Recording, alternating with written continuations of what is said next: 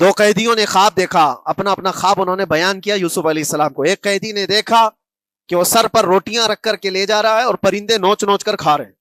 دوسرے نے دیکھا کہ وہ انگوروں کو نچوڑ کر کے اس کے رس پی رہا ہے۔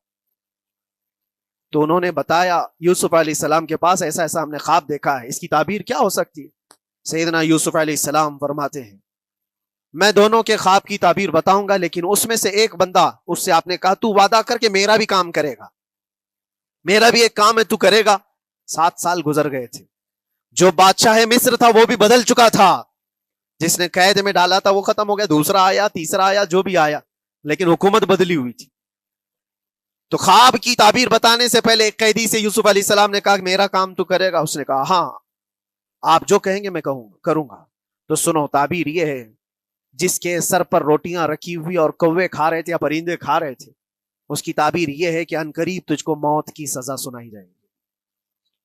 وہ غمگین تھا، دوسرے سے کہا تو انگور کے رس نچوڑ کر پی رہا تھا، تیرے خواب کی تعبیر یہ ہے کہ عنقریب تجھ کو رہا کر دیا جائے گا، تو آزاد ہوگا، اور تجھ سے ہی میرا کام یہ ہے کہ آزاد ہو کر جائے گا تو تم موجودہ وقت کے جو بادشاہ ہے شاید اس کی فوج میں شامل ہو جائے یا اس کے سپاہیوں میں یا وزیروں میں، تو میری یہ بات اس تک پہنچا دینا پچھلے 7 سالوں سے بے گناہ بے قصور ایک قیدی اندر ہے، اس کو آزاد کر دیا جائے، اس کو آزاد کر دیا جائے۔ اس نے کہا بالکل، اگر میں چھوٹا تو آپ کا ایک کام ضرور کروں گا۔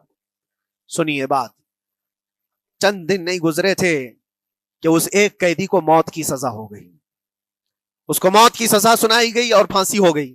دوسرا یہ جو قیدی جس کو آپ نے رہائی کی خوشخبری دی تھی، اس کی بھی رہائی کی خوشخبری آ گئی، وہ آزاد ہو گیا۔